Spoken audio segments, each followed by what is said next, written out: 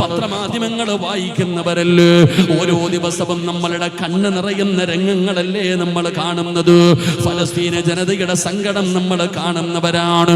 ഫലസ്തീന ജനതയുടെ സങ്കടം നമ്മൾ കാണുന്നവരാണ്. എന്റെ പ്രിയപ്പെട്ട സഹോദരങ്ങള്, എല്ലും തോലുമായി പടച്ചവനെ ഒരു നേരത്തെ അന്നത്തിന് വകയില്ലാതെ പിഞ്ചു കുഞ്ഞുങ്ങൾ വീണ് മരിച്ചു പോവുകയാ. വല്ലാത്ത പരിതാപകരമായൊരവസ്ഥയാണ് ഇന്ന് ഗാസയിൽ നടന്നുകൊണ്ടിരിക്കുന്നത്. എന്റെ പ്രിയപ്പെട്ടവരെ, അതാ പീരങ്കയും മിസൈലുകൾക്ക് മുമ്പിൽ പിടിച്ചു നിന്നവരാണവര്. എന്തെല്ലാം വർഷങ്ങളായി എല്ലാ ശക്തികൾ കൊണ്ട് പലസ്തീന ജനത ഇസ്രയേല് തകർക്കാൻ പരിശ്രമിക്കുമ്പോ അതിന്റെ മുമ്പിൽ പിടിച്ചു നിന്നവർ കഴിക്കാൻ ഭക്ഷണമില്ലാതെ, കുടിക്കാൻ വെള്ളമില്ലാതെ പടച്ചവനെ അവര് വല്ലാതെ പതറുകയാണ്. പടച്ചവനെ, ഇന്ന് രാവിലെ ഒരു വാർത്ത വായിച്ചു. വെള്ളിയാഴ്ച ദിവസം പടച്ചവനെ ജുമഅയ്ക്ക് വേണ്ടി ഇമാമ് കയറി നിൽക്കുമ്പോ, പ്രസംഗിക്കാൻ കയറി നിന്ന പടച്ചവനെ അവിടുത്തെ ഇമാമ് പറയുകയാണ്, വിശപ്പ് കാരണം എനിക്ക് നിങ്ങളോടൊന്നും പറയാൻ പറ്റുന്നില്ല. വിശപ്പ് കാരണം എനിക്ക് നിങ്ങളോട് പ്രസംഗിക്കാൻ പറ്റുന്നില്ല. ദാഹം കാരണം നിങ്ങൾക്കത് കേൾക്കാനും കഴിയുന്നില്ല. നമുക്ക് നമസ്കരിക്കാമെന്ന് പറഞ്ഞു പൊട്ടിക്കരഞ്ഞുകൊണ്ട് നമസ്കരിക്കുന്ന വാർത്തകളാണ്. എന്റെ പ്രിയപ്പെട്ടവര്, അതാ ലോകം വല്ലാത്ത ഒരു കാഴ്ച കാണാൻ പോവുകയാണ്. പടച്ചവനെ, പിഞ്ചു കുഞ്ഞുങ്ങൾ വീണ് മരിച്ചു പോകുന്ന ഒരവസ്ഥ, പിഞ്ചുകുട്ടികൾ വീണ് മരിച്ചു പോവുകയാണ്. പടച്ചവനെ, ഓരോ കുഞ്ഞുങ്ങളുടെ രൂപം കാണുമ്പോ ഫേസ്ബുക്കിലും പടച്ചവനെ മൊബൈലുകളിലേക്ക് അതാ ഫലസ്തീന ജനതയിലെ പിഞ്ചുമക്കളുടെ എല്ലും തോലുമുള്ള ശരീരം കാണുമ്പോ വല്ലാത്ത സങ്കടം തോന്നുകയാണ്. എന്റെ പ്രിയപ്പെട്ട സഹോദരാ, അതാണ് അവിടുന്ന് ലോകത്തോട് വിളിച്ചു പറഞ്ഞത്. അതാണ് അവിടുന്ന് ഒരു മനുഷ്യൻ ലോകത്തോട് വിളിച്ചു പറഞ്ഞത്. ഏതാ പട്ടിണി മരണമാണ് ലോകം കാണാൻ പോകുന്നത്. ഇനി പട്ടിണി മരണം ലോകം ഇന്ന് വരെ കാണാത്ത പട്ടിണി മരണമാണ് ഗാസയിൽ ഇനി ലോകം കാണാൻ പോകുന്നതെന്ന് വിളിച്ചു പറയുമ്പോ അതാ ഉബൈദ എന്ന് പറയുന്ന മനുഷ്യൻ വിളിച്ചു പറയുകയാണ്, അല്ലാഹു ഒരിക്കലും നിങ്ങളെ കൈവിടൂല. അവിടെ മനുഷ്യൻ പറയുകയാണ്, ഈ ജനതയുടെ ഈ പ്രതിസന്ധിയിൽ തിരിഞ്ഞു നോക്കാത്ത ഒറ്റ മുസ്ലിമിനെയും അല്ലാഹു നിങ്ങളെ വെറുതെ വിടൂല. പടച്ചവൻ നിങ്ങളെ പിടിച്ചു നിർത്തുമെന്ന്. എന്റെ പ്രിയപ്പെട്ട സഹോദരങ്ങളെ, അവിടെ നിന്ന് വിളിച്ചു പറയുമ്പോ അതാ ഈജിപ്തുകാരിയായ സാറ എന്ന് പറയുന്ന ഒരു കാരുണ്യ പ്രവർത്തക, അതാ സാറ എന്ന് പറയുന്ന ഈജിപ്തുകാരിയായ മുസ്ലിമായ ഒരുപാട് നല്ല പ്രവർത്തനങ്ങൾ ചെയ്യുന്ന ഒരു പെണ്ണിന്റെ ഹൃദയത്തിലേക്ക് ആ വാക്കങ്ങ് തറയ്ക്കുകയാണ്. ഗാസയിലെ ജനങ്ങൾ പിഞ്ചുമക്കൾ വീണ് മരിക്കുകയാണ്. അവര് പട്ടിണി കിടന്ന് മരിക്കുകയാണ്. അവരെ സഹായിക്കാത്ത നിങ്ങളോട് അല്ലാഹു ചോദിക്കുമെന്ന് പടച്ചവനെ ഒരു മനുഷ്യനവിടെന്ന് വിളിച്ചു പറഞ്ഞ വാർത്ത കേട്ടപ്പോ അതാ ഈജിപ്തുകാരിയായ സാറ എന്ന് പറയുന്ന മാതാ, നല്ല പ്രവർത്തനങ്ങൾ ചെയ്യുന്ന കാരുണ്യ പ്രവർത്തനങ്ങൾ നടത്തുന്ന സാറ എന്ന് പറയുന്ന പെണ്ണിന്റെ ഉറക്കം കെടുകയാണ്. ഒരു രാത്രി ഒരു സ്വപ്നം കാണുകയാണ്. പിഞ്ചു കുഞ്ഞുങ്ങൾ വായിക്കകത്ത് കൈവച്ചുകൊണ്ട് കരയുന്ന രംഗമാണ് കാണുന്നത്. പടച്ചവനെ, പ്രായമുള്ളവര് വിശന്ന് വീണ് മരിച്ചു പോകാണ്. സാറ എന്ന് പറയുന്ന പെണ്ണ് പറയുകയാ, സ്വപ്നം കണ്ട് കഴിഞ്ഞപ്പോ പടച്ചവനെ ഉറക്കം നഷ്ടപ്പെടുകയാണ്. എന്നെ പിടിച്ചു നിർത്തുമല്ലോ. നാളെ ഫലസ്തീനിന്റെ ജനത പട്ടിണി കിടന്ന് മരിച്ചപ്പോ അവരെ സഹായിക്കാത്തതിന്റെ പേരിൽ അല്ലാഹുവേ, നാളെ പരലോകത്ത് എന്നെ പിടിച്ചു നിർത്തുമല്ലോ. അവസാനം സാറ എന്ന് പറയുന്ന പെണ്ണ് പൊട്ടിക്കരഞ്ഞുകൊണ്ട് കടലിന്റെ ചാരത്ത് പോവുകയാ. ഒരു കുപ്പിയെടുത്തിട്ട് ആ കുപ്പിക്കകത്ത് കുറച്ച് ധാന്യമങ്ങിടുകയാണ്. കുറച്ച് ധാന്യമിട്ടിട്ട് ആ സഹോദരി ഒരു എഴുത്തെഴുതുകയാണ്. ഇത് സാറ എന്ന് പറയുന്ന ഞാനാണ് അയക്കുന്നത്. ഇത് ഗാസയിലെ ആരുടെയെങ്കിലും കയ്യിൽ കിട്ടിയ അഡ്രസ്സും ഫോൺ നമ്പർ വരെ എഴുതി കൊടുക്കുകയാ. അഡ്രസ്സും ഫോൺ നമ്പർ വരെ എഴുതി കൊടുത്തു. ഇതാരുടെയെങ്കിലും കയ്യിൽ കിട്ടിയാൽ പടച്ചവനെ, നിങ്ങൾ എന്നെ ഒന്നറിയിക്കണം. അല്ലാഹുവിന്റെ മുമ്പിൽ എന്നെ നിങ്ങൾ പിടിച്ചു നിർത്തരുത്. സാറ എന്ന് പറയുന്ന ഈജിപ്തുകാരിയായ സഹോദരി അല്ലാഹുവേ, കഥാ കുപ്പിക്കകത്ത് ധാന്യങ്ങൾ നിറച്ച് എഴുത്തുമെഴുതി ഫോൺ നമ്പരും എഴുതി അതാ കടലിന്റെ തിരമാലകളിലേക്ക് അല്ലാഹുവിനെ അങ്ങ് പരമേൽപ്പിക്കുകയാണ്. പടച്ച റബ്ബിന്റെ കയ്യിൽ അങ്ങ് പരമേൽപ്പിച്ചടോ. എന്റെ പ്രിയപ്പെട്ട സഹോദരങ്ങളെ, ആ സഹോദരി പറയുകയാണ്, 3 ദിവസം കഴിഞ്ഞപ്പോ എന്റെ ഫോൺ ഫോണിലൊരു മെസ്സേജ് വരികയാ. അൽഹംദുലില്ലാഹ്, ഹോസ്പിറ്റലിലെ ഡോക്ടറിന് മറുപടി കിട്ടിയിരിക്കുകയാണ്. സാറ എന്ന് പറയുന്ന പെണ്ണ് പറയുന്നു, നിങ്ങളെ ആഹാര സാധനങ്ങള് ഞങ്ങളുടെ കയ്യിൽ കെട്ടിയിരിക്കുകയാണ്. അൽഹംദുലില്ലാഹ്, ഒരിക്കലും നിങ്ങളെ അള്ളാഹുവിന്റെ മുമ്പിൽ ഞങ്ങൾ പിടിച്ചു നിർത്തൂല. എന്റെ പ്രിയപ്പെട്ട സഹോദരങ്ങളെ, ഇന്ന് ഈജിപ്തുകാരായ ജനങ്ങളുണ്ടല്ലോ, അതാ കുപ്പിക്കകത്ത് ഭക്ഷണ സാധനങ്ങൾ കൊണ്ടുവന്ന് നിറച്ചിട്ട് കടലിന്റെ തിരമാലയിലേക്ക് വെച്ചിട്ട് അവിടുന്ന് പരമേൽപ്പിക്കുകയാ. 70 മണിക്കൂർ കഴിയുമ്പോ ആ കടലിന്റെ തിരമാല കൊണ്ടുവന്നിട്ട് ഗാസ എന്ന് പറയുന്ന, ഫലസ്തീൻ എന്ന് പറയുന്ന കടലിന്റെ ഓരത്ത് വന്ന് ഭക്ഷണത്തിന് വേണ്ടി കാത്തു നിൽക്കുന്ന ആ പാവപ്പെട്ടവരുടെ മുമ്പിലേക്ക് കൊണ്ടുവന്ന് കൊടുക്കുന്ന വാർത്തകൾ ഞാനും നിങ്ങളും വായിക്കുമ്പോ, എന്റെ പ്രിയപ്പെട്ട മുസ്ലിമേ, ഇതാണോ പടച്ച റബ്ബ് പറഞ്ഞത്? ഇതാണ് അല്ലാഹുവിന്റെ ഖുർആൻ നമ്മളോട് പറഞ്ഞത്. അല്ലാഹുവിൽ പരമേൽപ്പിച്ചു കഴിഞ്ഞാൽ, ഏതെങ്കിലും ഒരു മനുഷ്യന് അല്ലാഹുവിലേക്ക് പരമേൽപ്പിച്ചു കഴിഞ്ഞാ അവനെ പടച്ച റബ്ബ് ഒരിക്കലും കൈവിടൂല. അവനെ പടച്ച റബ്ബ് ഒരിക്കലും കൈവിടൂലടോ. അതുകൊണ്ട് എന്റെ പ്രിയപ്പെട്ട സഹോദരങ്ങള്, നമ്മൾ പത്രമാധ്യമങ്ങളിലൂടെ വായിച്ചു കൊണ്ടിരിക്കുന്നവരാണ്. അതാണ് പരിശുദ്ധമായ ഖുർആൻ എവിടെന്ന് പറഞ്ഞത്. അല്ലാഹുവിന്റെ ഖുർആൻ പറഞ്ഞല്ലോ,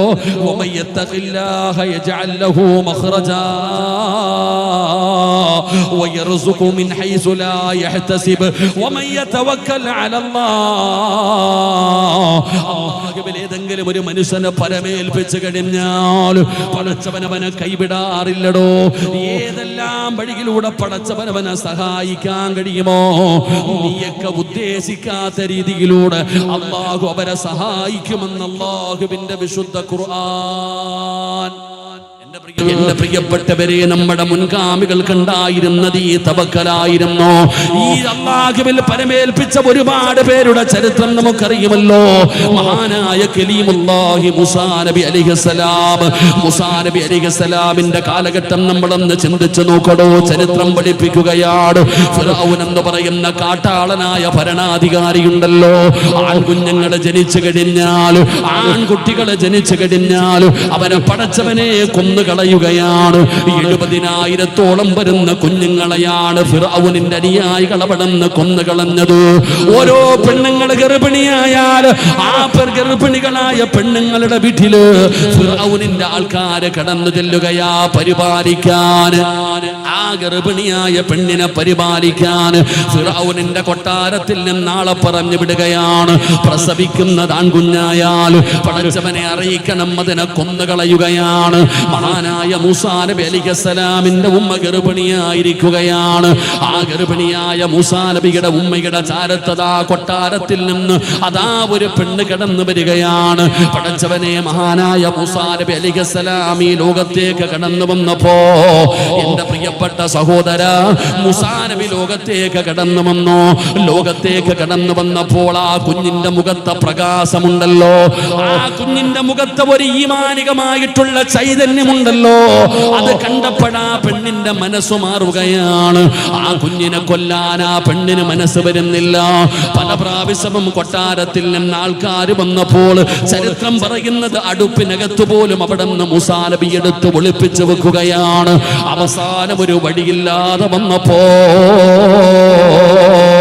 മൂസാ നബി അലൈഹിസ്സലാമിനെ ഒരു പെട്ടിയിലാക്കിയിട്ട് അല്ലാഹുവിന്റെ കൽപ്പന വരികയാണ്.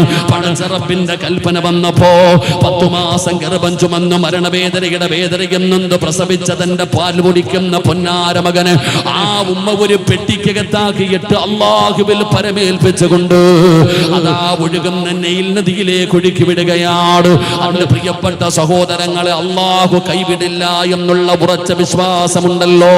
ആ വിശ്വാസത്തിലാണ് ആ പൊന്നുമോന് ആ ഒഴുകുന്ന വെള്ളത്തിന്റെ അകത്ത് പെട്ടിയിലാക്കിയിട്ട് അവിടെ അതാ ഒഴുക്കി വിടുന്നത്. നമ്മൾ ചരിത്രം പഠിച്ചവരല്ലേ. ആ കുഞ്ഞിനെ ഇങ്ങനെ തിരമാലകൾ തലോടി തലോടി ഫിർഔനിന്റെ കൊട്ടാരത്തിന്റെ ഭാഗത്തേക്ക് കൊണ്ടുവരികയാ. ആസിയാ ബീവിയുടെ കണ്ണിൽ പെടുകയാണ്. ആൺകുട്ടികളില്ലാത്ത ആസിയായും ഫിർഔനും അവസാനം ആ കുഞ്ഞിനോട് വല്ലാത്ത സ്നേഹം തോന്നുകയാ. ആ കൊട്ടാരത്തിന്റെ അകത്താണ് മൂസാ നബി അലൈഹിസ്സലാം അലൈഹിസ്സലാം അവിടെ നിന്ന് വളർന്നു വന്നത്.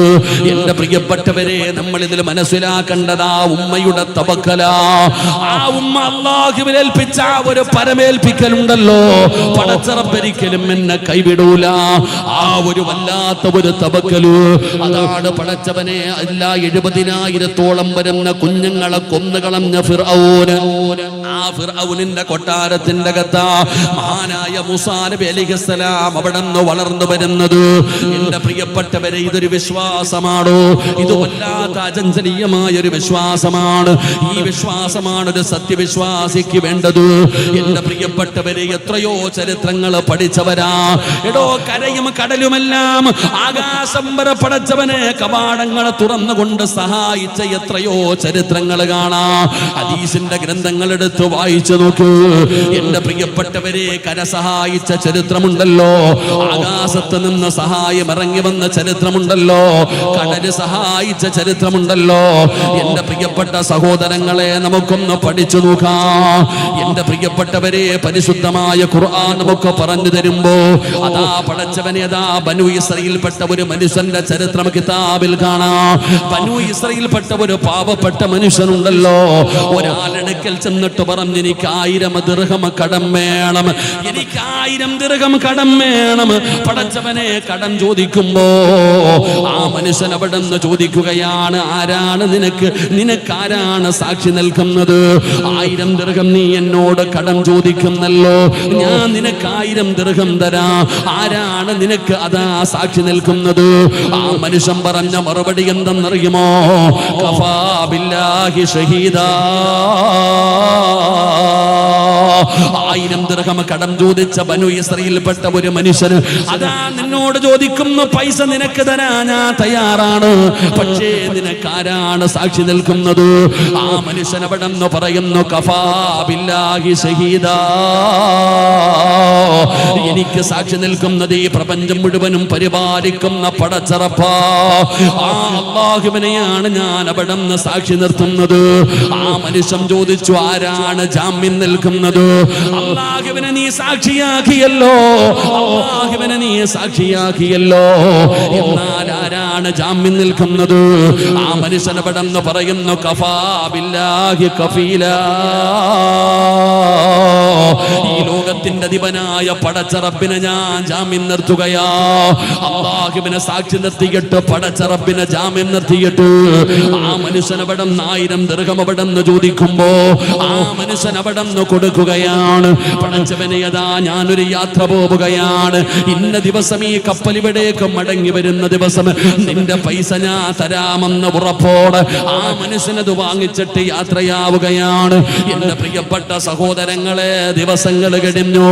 അവസാനം 1000 ദിർഹം വാങ്ങിച്ചു കൊണ്ടുപോയ മനുഷ്യൻ അവിടെ നിന്ന് തിരിച്ചു വരാൻ നാട്ടിലേക്ക് വരുന്നതിന് വേണ്ടി, കപ്പൽ കയറുന്നതിന് വേണ്ടി കടലിന്റെ പരിസരത്ത് ചെല്ലുമ്പോ ആ മനുഷ്യനന്ന് കപ്പല് കിട്ടിയില്ലടോ. എന്റെ പ്രിയപ്പെട്ട സഹോദരങ്ങളെ, ആ മനുഷ്യന് തിരിച്ചു വരാനുള്ള കപ്പലന്ന് ലഭിച്ചില്ല. ആ മനുഷ്യന് വല്ലാത്ത സങ്കടമായി. പടച്ചവരെ, ഞാൻ തിരിച്ചു കൊടുക്കാമെന്ന് പറഞ്ഞതാണ്, എന്റെ കയ്യിൽ പൈസയുണ്ടല്ലോ, എന്റെ കയ്യിൽ പൈസയുണ്ടല്ലോ, പടച്ചവനെ തിരിച്ചു കൊടുക്കാൻ കഴിയുന്നില്ലല്ലോ. അവസാനം ആ മനുഷ്യൻ എന്ത് ചെയ്തെന്നറിയുമോ? അതാ ഒരു തടി കഷ്ടമെടുക്കുകയാ, അവിടെ നിന്നൊരു തടി കഷ്ടമെടുക്കുകയാണ്. ഒരു തടിയെടുത്തിട്ട് അത് അല്പം അങ്ങ് മുറിച്ചു മാറ്റുകയാണ്, അതിനകത്തൊരു ദ്വാരമുണ്ടാക്കുകയാണ്. എന്നിട്ട് 1000 ദിർഹം ഭദ്രമായ രീതിയിൽ ആ തടിയുടെ ഉള്ളിലേക്ക് അങ്ങ് വെക്കുകയാണ്. അതിനകത്തൊരു പേപ്പർ എഴുതി വെച്ചടോ, ഒരു കത്തെഴുതി വെച്ചിട്ട് ആ മനുഷ്യൻ, അല്ലാഹുവേ, ആ തടിക്കുള്ളിലേക്ക് 1000 ദിർഹം അവിടെ നിന്ന് വെക്കുകയാണ്. എന്നിട്ട് ആ മനുഷ്യന് ഭദ്രമായ രീതിയിൽ അത് നഷ്ടപ്പെട്ടു പോകാതെ ഇരിക്കാൻ, അത് ഭദ്രമായ രീതിയിൽ അവിടെ നിന്ന് പടച്ചവനെ എല്ലാം കെട്ടിയങ്ങ് റെഡിയാക്കുകയാണ്. എന്നിട്ട് ആ തടി കഷ്ടമെടുത്തുകൊണ്ട് കടലിന്റെ ചാരത്ത് ചെന്നിട്ട് ആ മനുഷ്യന് പടച്ചറബിന്റെ ദർബാറിലേക്ക് കരങ്ങൾ ഉയർത്തിയിട്ട് ദുആ ചെയ്യുകയാ. അല്ലാഹുമ്മ ഇന്നക തഅലമുനി.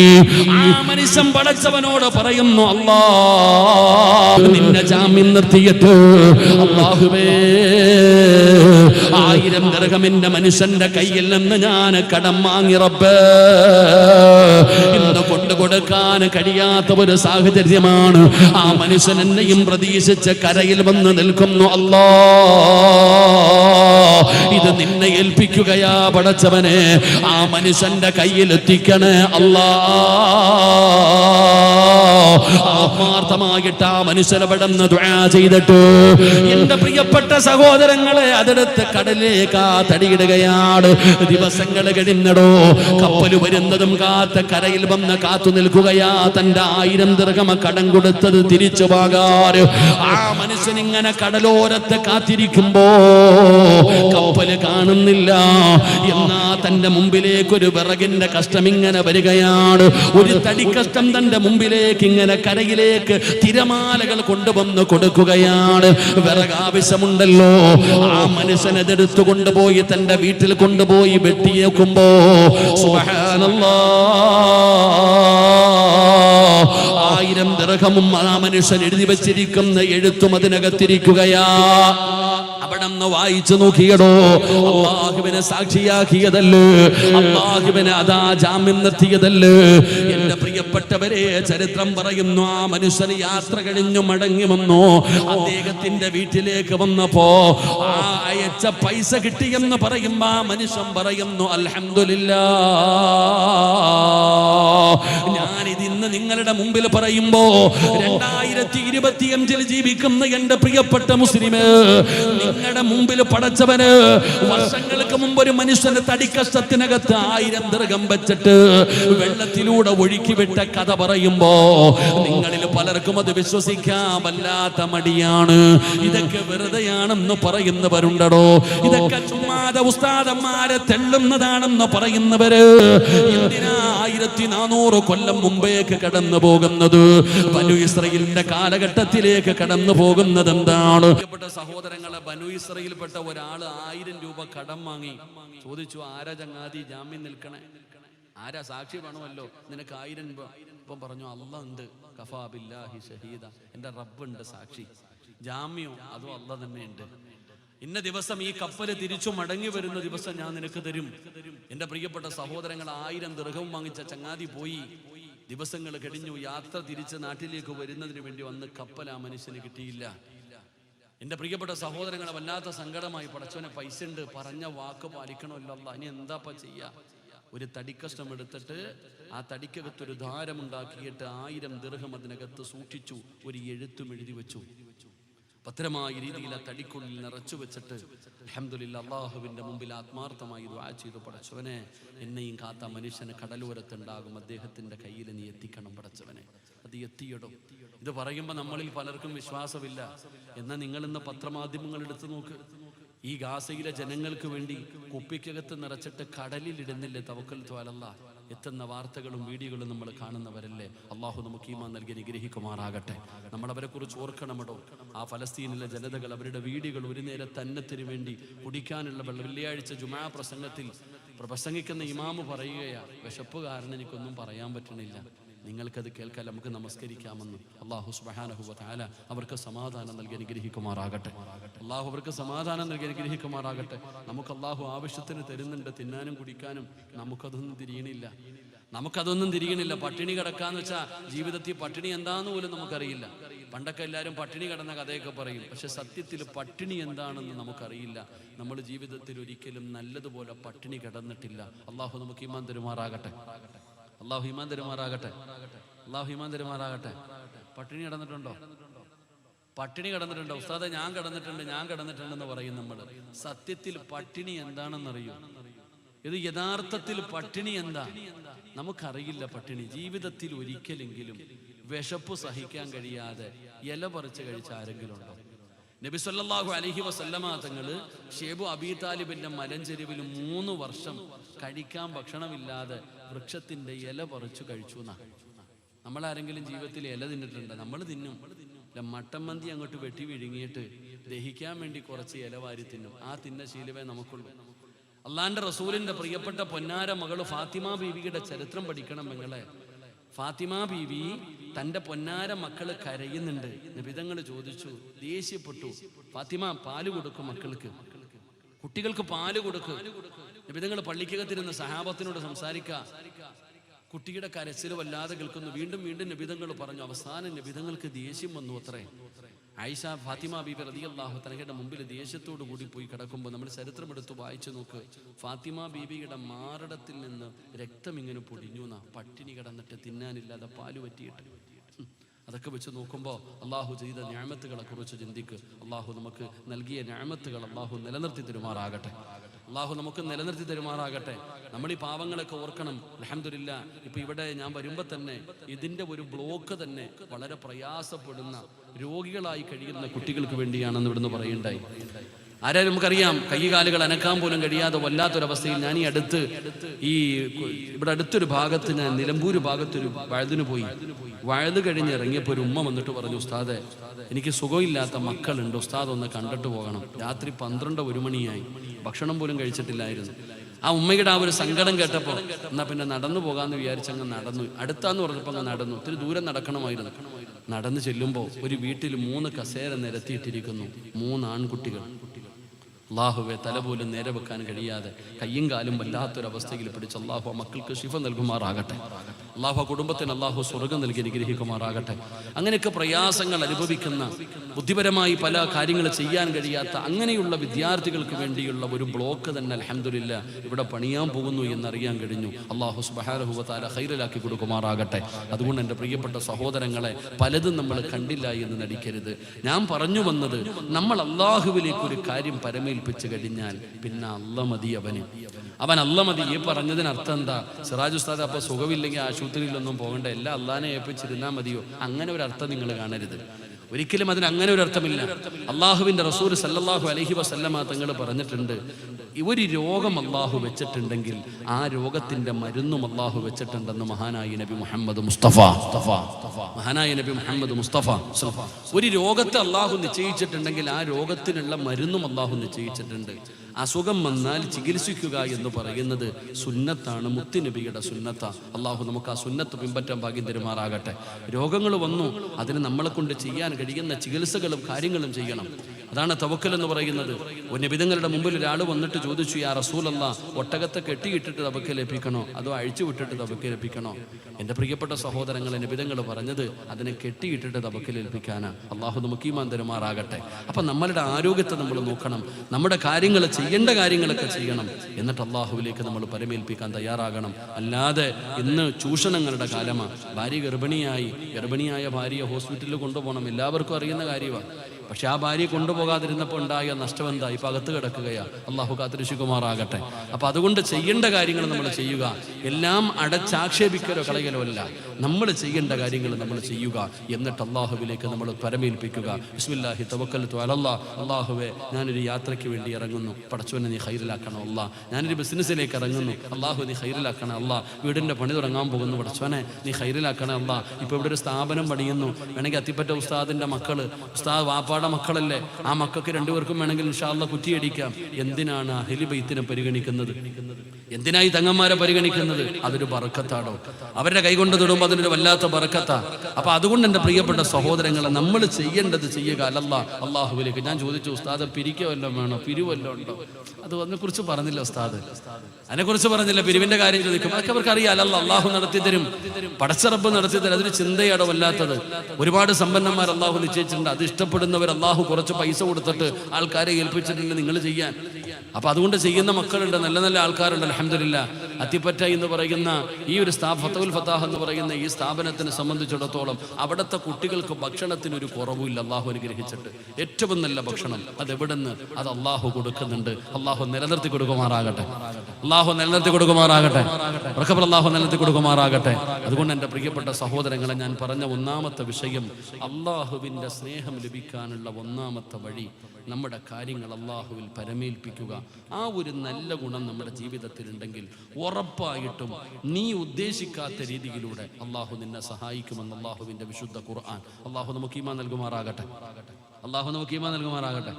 അപ്പം അൽഹംദുലില്ലാഹ്, ഒരു തവക്കൽതു അലല്ലാഹ് എന്ന് പറഞ്ഞ എല്ലാവരും ഒന്ന് തവക്കൽതു അലല്ലാഹ് എന്ന് പറ. ഇതറിയോ എടോ, അള്ളാഹു ബർക്കത്ത് എന്ന് പറഞ്ഞാൽ എന്താ? നിങ്ങളൊക്കെ ഒന്ന് എഴുന്നേറ്റേപ്പാ, ഒന്ന് എഴുന്നേറ്റോ, ഒന്ന് എഴുന്നേറ്റേ. ഇത്തിരി മുന്നോട്ട് കയറിയിരുന്നു, അരമണിക്കൂറല്ലേ ഉള്ളൂ. ഒന്ന് ഫ്രണ്ടിലോട്ട് കയറിയിരുന്നു. പെട്ടെന്ന് നിർത്തിയേക്കാം, പെട്ടെന്ന് കയറിയിരുന്നു. കാലിൻ്റെ വേദന തുടങ്ങി. ഇരുന്ന് പ്രസംഗിക്കാൻ പറ്റാത്തതുകൊണ്ട് നിൽക്കണത് തന്നെ. ഒന്ന് കയറിയിരുന്നു ഇൻഷാ അല്ലാഹ്. ثم رضا عن أبي بكر وعن عمر وعن علي وعن عثمان ذي الكرم مولاي صل وسلم دائما أبدا على حبيبك خير الخلق كلهم سعد سعيد زبير طلحة وأبي عبيدة وابن في العاسد الكرم مولاي صل وسلم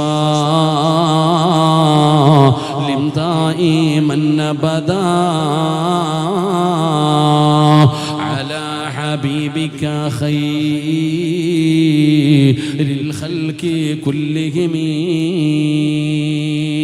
അല്ലാഹുവേ, ഈ 10 സ്വഹാബികളുടെ ബറക്കത്ത് കൊണ്ട് ഇന്നത്തെ മജ്ലിസിലെ ദുആയിക്ക് നീ ഉത്തരം നൽകണേ അല്ലാഹ്. ഇന്നത്തെ മജ്ലിസിലെ ദുആ നീ സ്വീകരിക്കണേ അല്ലാഹ്. ഒരാളെയും വെറും കയ്യോടെ നീ ഇവിടെ നിന്ന് മടക്കല്ലേ അല്ലാഹ്. അല്ലാഹു സ്വീകരിക്കുമാറാകട്ടെ. എൻ്റെ പ്രിയപ്പെട്ട സഹോദരങ്ങളെ, ബറക്കത്ത് എന്ന് പറഞ്ഞാൽ എന്താ? എല്ലാ ദിവസവും മാസത്തിൽ ഒരിക്കൽ ഇത്തിരി പൈസ കിട്ടുന്നതല്ല ബറക്കത്ത്. ബറക്കത്ത് എന്ന് പറഞ്ഞാൽ എന്താ? അല്ലാഹു നൽകിയിരിക്കുന്ന നിഅമത്ത് നിലനിന്ന് കിട്ടണം. ആരോഗ്യമാണെങ്കിലും സമ്പത്താണെങ്കിലും ജോലിയാണെങ്കിലും എന്തുമാകട്ടെ, അള്ളാഹു നൽകിയ നിഅമത്ത് മരിക്കുന്ന കാലം വരെ നിലനിന്ന് കിട്ടണം. അള്ളാഹു നിലനിർത്തി തരുമാറാകട്ടെ. അള്ളാഹു നിലനിർത്തി തരുമാറാകട്ടെ. ഒരാൾക്ക് വീടുണ്ട്, പണമുണ്ട്, കാറുണ്ട്, അധികാരമുണ്ട്, ഭാര്യയുണ്ട്, മക്കളുണ്ട്, കൊട്ടാരം പോലെയുള്ള വീടുണ്ട്. ആ മനുഷ്യൻ ആരോഗ്യമില്ല. ഇത് കിട്ടിയിട്ട് വല്ല കാര്യമുണ്ടോ? കാര്യമുണ്ടോ? ആവശ്യത്തിന് പൈസ ഉണ്ട്, നിനക്കൊരു മട്ടൻ മന്തി പോലും തിന്നാൻ പറ്റത്തില്ല, പിന്നെ പൈസ കൊണ്ട് കാര്യമുണ്ടോ?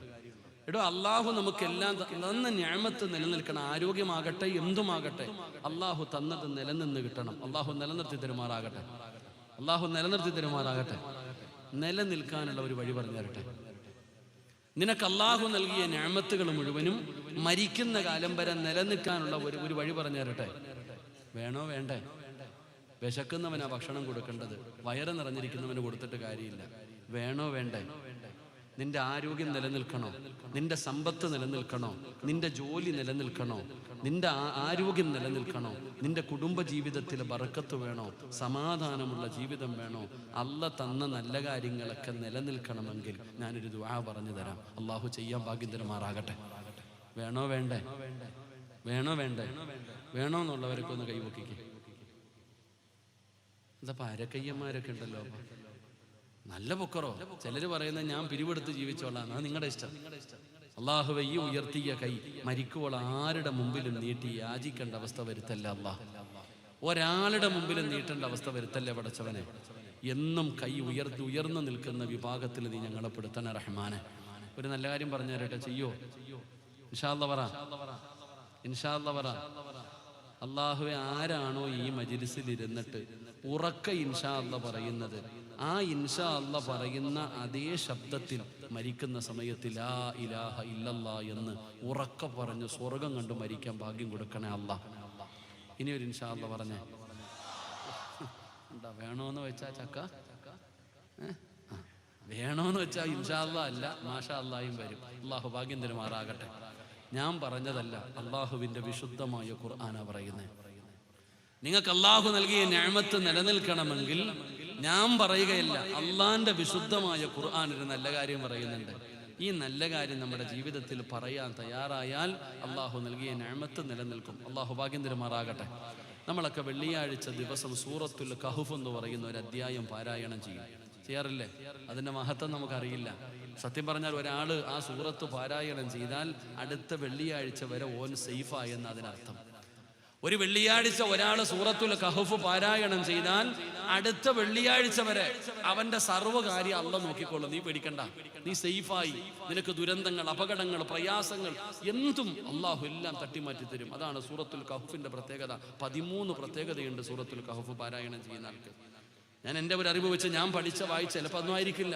ഞാൻ പഠിച്ച ഒരു അറിവ് വെച്ച് ഞാൻ വായിച്ചതാണ്. 13ഓളം പ്രതിഫലമുണ്ട് സൂറത്തുൽ കഹ്ഫ് പാരായണം ചെയ്യുന്ന ഒരാൾക്ക്. അതിൽപ്പെട്ട ഒരു പ്രത്യേകതയാണ്, അടുത്ത വെള്ളിയാഴ്ച വരെ ഒരാഴ്ച നീ സേഫായി, നിന്റെ സർവ്വ കാര്യങ്ങളും അള്ളാഹു ഏറ്റെടുക്കും. അള്ളാഹു ഏറ്റെടുക്കുമാറാകട്ടെ. ആ സൂറത്തുൽ കഹ്ഫിനകത്ത് അള്ളാഹു 2 ചെറുപ്പക്കാരുടെ കഥ പറയുന്നുണ്ട്, 2 കൂട്ടുകാരുടെ ചരിത്രം പറയുന്നുണ്ട്. അതൊന്ന് വായിച്ചു നോക്കണം. ഖുർആനിന്റെ പരിഭാഷക്കുള്ളവർ അല്ലെങ്കിൽ ഉസ്താദന്മാരും ചോദിച്ചു നോക്കണം, ഖുർആനിൽ പഠിക്കണമല്ലോ. ആ ചരിത്രം 2 കൂട്ടുകാരുടെ ചരിത്രം അള്ളാഹു പറയുന്നുണ്ട്. ഒരു കൂട്ടുകാരൻ തൻ്റെ കൃഷിയിടങ്ങൾ മുഴുവനും നശിച്ചുപോയി. അപ്പം ഒരു ചങ്ങാതി മറ്റൊരു ചങ്ങാതിയോട് പറയുന്നു, നീ ഒരു വാക്ക് പറഞ്ഞിരുന്നെങ്കിൽ ഇത് നിനക്ക് നഷ്ടപ്പെടില്ലായിരുന്നു. നീ ഒരേ ഒരു കാര്യം നീ പറഞ്ഞിരുന്നെങ്കിൽ നിനക്കിത് നഷ്ടപ്പെടില്ലായിരുന്നു. ഹദീസിന്റെ ഗ്രന്ഥങ്ങൾ എടുത്തു നോക്ക് എൻ്റെ പ്രിയപ്പെട്ട സഹോദരങ്ങളെ. മാഷാ അല്ലാഹ് ലാ ഖുവത ഇല്ലാ ബില്ലാ. അല്ലാഹു നമുക്ക് ഈമാൻ തരുമാറാകട്ടെ. ഏത് വാചകം അത്? മാഷാ അല്ലാഹ് പറയടോ. മാഷാ അല്ലാഹ് ഓട്ടോയുടെ പുറകിൽ എഴുതി വെക്കാനുള്ളതല്ലത്. ചില കൊട്ടാരം പണിയുമ്പോൾ വീടിന്റെ മുമ്പിൽ എഴുതി വെച്ചിട്ടുണ്ട് മാഷാ അല്ലാഹ്. എൻ്റെ പൊന്നാര ചങ്ങാതി, അങ്ങനെ എഴുതി വെക്കാനുള്ളതല്ല. മാഷാ അല്ലാഹ് എന്നൊക്കെ പറയുന്നത് അത് വേറെ കാര്യമാണ്. ചിലരൊക്കെ ഹാദാ മിൻ ഫദ്ലി റബ്ബി എന്നൊക്കെ എഴുതും. ഇതിലുമാകട്ടെ മാഷാ അല്ലാഹ് ലാ ഖുവത ഇല്ലാ ബില്ലാ. ഈ ദിക്ർ നിങ്ങൾ നിത്യമാക്ക്. അള്ളാഹു ചെയ്ത നിഅമത്തുകൾ നിലനിന്ന് കിട്ടും. അള്ളാഹു നമുക്ക് ഈമാൻ തരുമാറാകട്ടെ. അള്ളാഹു നമുക്ക് ഈമാൻ തരുമാറാകട്ടെ. എൻ്റെ പ്രിയപ്പെട്ട സഹോദരങ്ങളെ, മുഅ്മിനീങ്ങളെ, അള്ളാഹുവിന്റെ സ്നേഹം ലഭിക്കാനുള്ള 2ാമത്തെ വഴി എന്താ? അള്ളാഹുവിന്റെ സ്നേഹം ലഭിക്കാനുള്ള 1ാമത്തെ വഴി, പടച്ചവനിലേക്ക് നമ്മുടെ കാര്യങ്ങൾ നമ്മൾ പരമേൽപ്പിച്ചു കഴിഞ്ഞാൽ അള്ളാഹുവിന്റെ സ്നേഹം നമുക്ക് ലഭിക്കുകയാണ്. 2ാമത്തെ വഴി എന്തെന്നറിയുമോ? എൻ്റെ പ്രിയപ്പെട്ട സഹോദര, നമ്മളെല്ലാവരും അള്ളാഹുവിന്റെ പരിശുദ്ധമായ ഖുർആൻ പാരായണം ചെയ്യുന്നവരാ.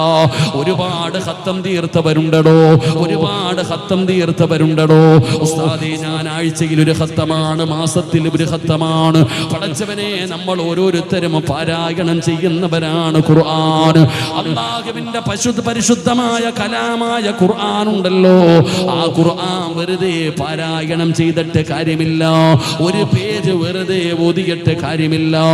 ഏതെങ്കിലും ഒരു മനുഷ്യൻ അല്ലാഹുവിന്റെ പരിശുദ്ധമായ ഖുർആൻ പാരായണം ചെയ്യുമ്പോ ഇത് അല്ലാഹുവിന്റെ കലാമാണെന്നുള്ള ബോധത്തോടെ വേണം പാരായണം ചെയ്യാൻ. ഞാൻ ഓതുന്നത് അല്ലാഹുവിന്റെ വിശുദ്ധമായ ഖുർആനാണ്. ലൗ അൻസൽനാ ഹാദൽ ഖുർആന അലാ ജബലിൽ ലറഅയ്തഹു ഖാശിഅൻ മുതസദ്ദിയൻ മിൻ ഖശിയത്തില്ലാഹ്. നിബിതങ്ങൾ പറയുകയാ, അല്ലാഹുവിന്റെ വിശുദ്ധമായ ഖുർആൻ എവിടെന്ന് പറയുകയാണ്. നമ്മളൊക്കെ പാരായണം ചെയ്യുന്ന നമ്മുടെ വീടുകളുടെ അലമാരിക്കകത്ത് നിരത്തി വെച്ചിരിക്കുന്ന ഖുർആൻ ഉണ്ടല്ലോ, ഈ ഖുർആൻ എങ്ങാനും അല്ലാഹു സുബ്ഹാനഹു വ തആല ഒരു മലയുടെ മുകളിലാണ് ഇറക്കിയിരുന്നതെങ്കിൽ സുബ്ഹാനല്ലാഹ്, ആ ഖുർആൻ ഇറങ്ങിയത് കാരണം ഭയന്ന് വിറച്ചുകൊണ്ട് ആ പർവ്വതങ്ങൾ പോലും തൂളികളായി പോകുമായിരുന്നു. ആ ഖുർആൻ ഇറങ്ങിയത് കാരണം പേടിച്ചിട്ട് ആ പർവ്വതങ്ങൾ പോലും തൂളികളായി പോകുമായിരുന്നു എന്ന് അല്ലാഹുവിന്റെ വിശുദ്ധമായ ഖുർആൻ പറയുമ്പോ, എൻ്റെ പ്രിയപ്പെട്ടവരെ, നമ്മളിൽ ആരാ ഖുർആൻ ഓതുന്ന സമയത്ത് പടച്ചവനെ അർത്ഥം ചിന്തിക്കുന്നതാരാ? പാപ്പാ, നിനക്ക് അർത്ഥം അറിയില്ലെങ്കിലും ഇത് അല്ലാഹുവിന്റെ കലാമാണെന്ന് നിനക്കറിയുമല്ലോ. ഇത് അല്ലാഹുവിന്റെ വിശുദ്ധമായ ഖുർആനാണെന്ന് നിനക്കറിയുമല്ലോ. അതൊന്നുമില്ലാതെ തൊടാൻ പാടില്ലല്ലോ. അത് അതോടെ കൂടെ വേണം പാരായണം ചെയ്യാനും. അത് ഖിബലയുടെ നേരെ ഇരുന്ന് വേണം പാരായണം ചെയ്യാനും. അതിന്റെ ഇടയിൽ ഖുർആൻ പാരായണം ചെയ്യുന്ന സമയത്ത് ഏതെങ്കിലും ഒരു മനുഷ്യന് സംസാരിച്ചാൽ അവന്റെ 40 ദിവസത്തെ അമലുകൾ പോലും നഷ്ടപ്പെട്ടു പോകുമെന്ന് ഹദീസുകൾ പറയുമ്പോ, നീ ഓതുന്നത് ഖുർആനാണെന്നുള്ള ബോധം പോലും നമ്മളിൽ പലർക്കും ഇല്ലാതെ പോവുകയാ. നമ്മൾ കേൾക്കുമ്പോൾ നിസാരമാക്കുകയാ, നമ്മൾ പാരായണം ചെയ്യുമ്പോൾ നിസാരമാക്കുകയാ. ഈ വഅദ് കേൾക്കാമെന്നവരോട് പറയുന്നു, ഖുർആനാ വാപ്പാ, പെങ്ങളെ, ഖുർആനാ മോള്, വല്ലാതെ സൂക്ഷിക്കണം മോള്. അല്ലാഹുവിന്റെ പരിശുദ്ധമായ ഖുർആനിൽ നീ വല്ലാതെ പേടിക്കണം. കളിക്കല്ലേ പെങ്ങള്. ഓതിയില്ലെങ്കിൽ ഓതിയില്ലെന്നേ ഉള്ള പെങ്ങള്. നീ അതിനെ കളിയാക്കല്ല്, നീ അതിനെ പരിഹസിക്കല്ല്, അതിനെ നീ നിസാരമാക്കല്ല്, കയ്യിൽ വെച്ചുകൊണ്ട് കഥ പറയല്ലേ പെങ്ങള്. എന്റെ പ്രിയപ്പെട്ട ചെറുപ്പക്കാരാ, അല്ലാഹുവിന്റെ വിശുദ്ധമായ കലാമിനെ നീ പരിഗണിക്കാതെ വന്ന വന്നാൽ അല്ലാഹു നിനക്ക് തരുന്ന ശിക്ഷ എന്തെന്നറിയുമോ? അല്ലാഹു നിനക്ക് തരുന്ന ശിക്ഷ എന്തെന്നറിയുമോ? അല്ലാഹുവിന്റെ പരിശുദ്ധമായ ഖുർആൻ തന്നെ പറയുകയാണ്. നമ്മൾ പലരെയും കാണുമ്പോ ചോദിക്കാറുണ്ടല്ലോ, ഇവനെന്തേ ഇങ്ങനെയായി പോയത്? കള്ള് കുടിക്കുന്നില്ലേ, വ്യഭിചരിക്കുന്നില്ലേ, പലിശ തിന്നുന്നില്ലേ? സ്വന്തം മക്കളെ തല്ലിക്കൊല്ലുന്ന മക്കളെ കാണാറുണ്ടല്ലോ, ഉമ്മാനെ തല്ലുന്ന മക്കളെ കാണാറുണ്ടല്ലോ, കൊലപാതകങ്ങൾ നടത്തുന്നവരെ കാണാറുണ്ടല്ലോ. എന്തെല്ലാം ഉപദേശങ്ങൾ കൊടുത്തു, എന്തെല്ലാം ഉപദേശങ്ങൾ കൊടുത്തു, എത്ര വഴി കൽപ്പിച്ചു സഹോദരാ. കളിയാക്കുന്നടോ, പരിഹസിക്കുന്നടോ. ഇന്നത്തെ യുവതലമുറയുടെ ജീവിതം ഞാനും നിങ്ങളും ഒന്ന് നോക്കടോ. ഈ ഉമ്മത്തിനെ പോലെ അഹങ്കാരം കാണിക്കുന്ന വേറെ ഏത് സമുദായമാ ലോകത്തുള്ളത്? എന്റെ പ്രിയപ്പെട്ടവരെ, പരിഹാസമാണ്. ഉസ്താദന്മാരെ കളിയാക്കുകയാ, ഉസ്താദന്മാരെ പരിഹസിക്കുകയാണ്, പള്ളിയിലെ ഇമാമുമാരെ പരിഹസിക്കുകയാണ്. ഈ മുസ്ലിം ഉമ്മത്തിന്റെ അനുയായികൾ തന്നെ ചാനലിനകത്ത് കയറിയിരുന്നിട്ട് അല്ലാഹുവിന്റെ ദീനിനെ നാണം കെടുത്തുകയാണ്. ഫേസ്ബുക്കിലൂടെ ഇൻസ്റ്റാഗ്രാമിലൂടെ ഉസ്താദന്മാരെ ട്രോളുന്ന ചെറുപ്പക്കാരുടെ കാലമാ. ഇന്നത്തെ യുവതലമുറ വല്ലാത്തൊരവസ്ഥയിലാണോ. അവർക്ക് പരലോകത്തെ വിശ്വാസമില്ലടോ, അവർക്ക് നരകമുണ്ടെന്ന് വിശ്വസിക്കുന്നില്ല. നമ്മൾ പേടിക്കേണ്ട ഒരു കാര്യമാണ്. കള്ളം കഞ്ചാവും മയക്കുമരുന്നും മാത്രമല്ല, എല്ലാവരും കള്ളിനെ കുറിച്ച് പറയുന്നു, കഞ്ചാവുകളെ കുറിച്ച് പറയുന്നു, ലഹരിക്കെതിരെ പ്രതിജ്ഞയെടുക്കുന്നു. പള്ളികളും മദ്രസകളും പോലും പടച്ചവനെ ലഹരിക്കെതിരായ ഉപയോഗത്തിന്റെ ഭവിഷ്യത്തുകളെ കുറിച്ച് പറഞ്ഞു കൊടുക്കുന്നു. എല്ലാവരും അതിന്റെ പുറകിൽ നടക്കുമ്പോ അതിനേക്കാളും വലിയ ഒരു നാശം നീ ഉമ്മത്തിനെ തേടി വന്നിരിക്കുകയോ. അതിനേക്കാളും വലിയ ഒരു നാശം നമ്മുടെ വീടുകളിൽ കടന്നു വന്നടോ. ആ നാശം ഏതെന്നറിയുമോ?